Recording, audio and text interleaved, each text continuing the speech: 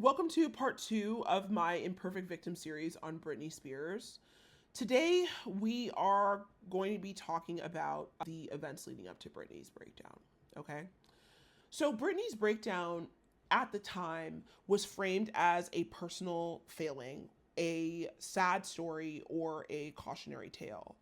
But what actually happened to Britney was the final stage of a long process of her humanity being slowly stripped away, and whose trauma was treated as entertainment, and whose attempts to escape control only pulled her deeper into control. This episode is not about one bad year or one bad decision. It's about what repeated betrayal, public humiliation, and exploitative love do to a person's mind, and what happens when someone finally collapses under the weight of what was never survivable to begin with. Britney's breakdown was the predictable result of traumatic fame, relational betrayal, and a culture that denied her humanity the moment she stopped performing the way that she was expected to. And when she finally broke, she was met with cruelty instead of empathy. And that dehumanization was used to justify imprisoning one of the greatest artists of a generation and of our time for 13 long and damaging years. Once again, I want to add a content note. This episode contains discussions of psychological breakdowns, coercive control, and systemic abuse. This is probably one of the heaviest episodes of Imperfect Victim that I've done, so please take care while watching. So, without further ado, let us get started. I want y'all to know that this story really hurts me to talk about, but I think it's a story that needs to be told. So I'm going to do my best to do it justice. When Britney and Justin Timberlake became a couple, her already massive fame became basically stratospheric.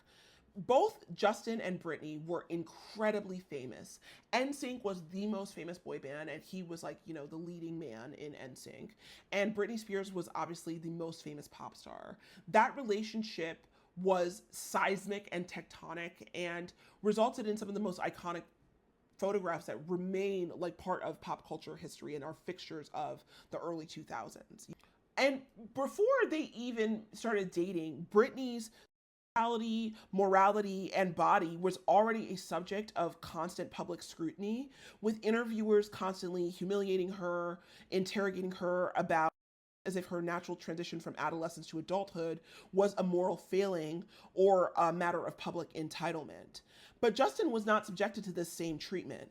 And after the relationship ended, he actively reinforced misogyny by bragging about taking her virginity on Howard Stern and framing her as a cheater through Cry Me a River and using a Britney lookalike to publicly punish her. But the reality of the relationship was way darker than that. One, he was cheating on her repeatedly himself. And two, in Britney's memoir, she revealed that she was forced into a secret termination of a pregnancy because Justin did not want a child, despite the fact that Britney has always wanted children more than anything.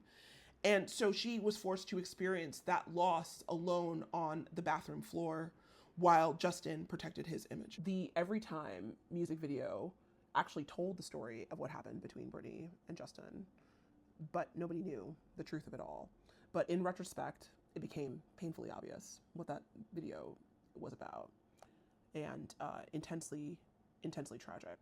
Obviously, Every Time was always her, at the time, it was billed as her response to Cry Me a River, but we never knew the full story. We found out almost 20 years later, after the destruction had already been wrought, which is what is really tragic about it.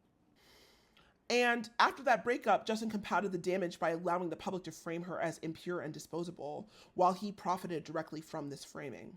He actively reinforced misogyny by bragging about taking her virginity on Howard Stern and framing her as a cheater through Cry Me a River and using a Britney lookalike to publicly punish her, even though that was not an accurate telling of the relationship. He has since apologized, but his later apology cannot undo the psychological violence of what he took from her, nor the fact that these events were, by her own description in her memoir, a turning point that she identifies as the beginning of her own undoing, in her own words. By the time Britney's relationship with Justin Timberlake ended, her fame was already reaching a breaking point, and she was living in a psychological pressure cooker with no privacy, safety, or autonomy from a very young age. Because once again, she became famous at like 15 or 16 years old. Every moment of her life had been commodified, and every emotional response had basically been reframed as evidence of some kind of moral failure rather than actual human distress. And she did not come from a protective family structure, rather an extractive one that treated her as a meal ticket rather than a person. And this is a dynamic that was confirmed by her own father, later referring to her as a workhorse. Oftentimes, the difference between those who survive fame and those who don't is the presence of a stable, protective family. But Britney tragically lacked that buffer.